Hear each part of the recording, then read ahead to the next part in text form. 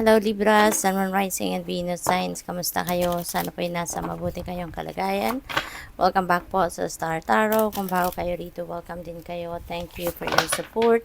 I truly appreciate it. God bless you all. Libra. Una mensahe po ninyo, Ace of Cups. Ayan, napakaganda. Because you will be filled with joy and happiness and love, no? This is very exciting kasi new beginning ito. At saka, this represents or this signifies overflowing of blessings, no? Divine blessings ang paparating sa inyo rito. Maganda rito kasi yung blessing na to, this is what you need right now. Kung anong kailangan mo, yun ang maaaring ibigay sa iyo ng Divine Universe at this time. At ito yung pagmumula ninyo ng pwedeng bagong relationship, pwedeng bagong yugto or ng inyong commitment, pwedeng bagong trabaho, pwedeng bagong pagkakakitaan, no? It could be anything, no? Kung anong kailangan ninyo, no? At related diyan sa pangangailangan ninyo kung ano yung ibibigay sa iyo ng universe. What else? We have judgment. Ayan. So, meron ditong awakening. Pwedeng, pwedeng spiritual awakening ito. Pwede rin naman na awakening ito sa sitwasyon ninyo sa buhay. Kung ano yung kasalukuyang nangyayari. Kung ano yung kasalukuyang nagaganap, no, sa buhay ninyo. Maaring related dyan yung sitwasyon na ito. No? Pwedeng yung parang realization ito of what you need to do or how you are going to face your current circumstances na maaaring may problema, maaaring may obstacle, yung ganon. What else? We have the Sun. Wow, napakaganda Libra. Meron tayong Ace of Cups, which is divine blessing or blessings. Tapos meron tayong Sun, which is very optimistic. This is a very successful energy. So, period ito ng success. Period ito ng hindi lang financial success, material success, but also even pagharap sa hamon ng buhay, you will be lucky, no, sa ngayon. This is also about change, no? So, may mga pagbabago. Maaring maraming pagbabago ang pwedeng maganap, no, sa buhay ninyo at this time. At ito yung mga pagbabago na maghahatid sa inyo ng positivity. These are positive changes that might come your way sa ngayon, no? At napakaganda kasi yung mga pagbabagong ito is for the better ng inyong sitwasyon. What else? We have Two of Pentacles. Ayan. So, balance, no? Will be back in your life. Harmony will be back in your life. So, maganda to. Maaring isa na to sa magbabago sa inyong sitwasyon na hatid ng Sun. Kasi kung dati may mga imbalances na nangyayari, may mga sitwasyon dito na hindi ninyo nabibigyan ng panahon, atensyon, but ngayon, you are going to get it, no? Meron na kayong makukuha or meron na kayong balanse na maibabalik ngayon sa sitwasyon ninyo. Order will be back in your life. Kaya kung dati wala kayong panahon sa sarili ninyo, wala kayong panahon sa pamilya, ngayon, maunti-unti, maaayos mo na yan.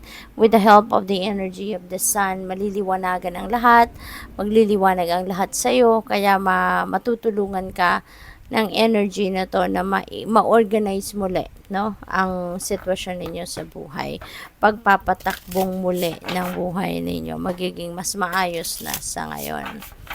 So, what else? We have tidy house, clarity on organization. Ayan. So, definitely, merong mga pag-aayos, merong pag-reorganize na magaganap na talaga, hindi lang physical space ninyo, hindi lang sa living space, hindi lang sa mga material na bagay, kundi pati rin talaga sa sarili ninyo. No? Kaya magkakaroon na kayo eventually ng peace, harmony, and balance. No? Dito, maaari din ang iba sa inyo, baka uunahin ninyo yung pag-organize, pag-clean up ng inyong physical and living space.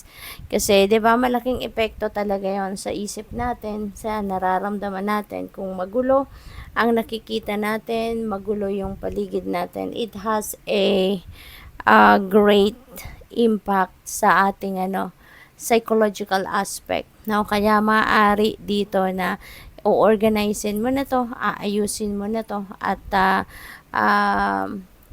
kung kaya, no, yung isip ninyo magkakaroon din ng clarity. So, what else? Power of community. Ayan, baka merong okasyon or merong proyekto na pagtutulungan ninyo kasama ng community ninyo, no? So, siguro sa community ninyo ito surrounding you na mga bagay-bagay na kailangang kasali kayo or sasalihan ninyo to help out, no? We have inspiration. You're going to be very inspired at this time. You are going to be taking an inspired action sa kung ano man ang mga sitwasyon sa buhay, no? So ngayon wala na kayong pagpapatumpik-tumpik pa, procrastination will be gone. Kung ano yung naiisip ninyong gawin, you're going to push through it at gagawin mo kung ano sa tingin mo yung best, no? Makakapag-isip ka ngayon ng mas maganda kasi magliliwanag ang lahat, you will have awakening, meron tayong sun energy, so positibo ang maaaring mag-unfold na mga bagay-bagay sa buhay ninyo. Curiosity, ayan. So, meron kayong gustong alamin, meron kayong gustong matutunan, maaari na ang iba sa inyo rito will be asking for help from other people, no? Baka hihingi kayo ng tulong dito sa teacher, mentor, maybe you're going to look for people like those, no, para nasa gayon matulungan kayo na magawa ninyo kung ano man ang hinahanap ninyo, no? Maaring iba sa inyo dito nagre-research or magre-research or nag-aaral, no? Kasi may gusto kayong diskubrihin. So, what else?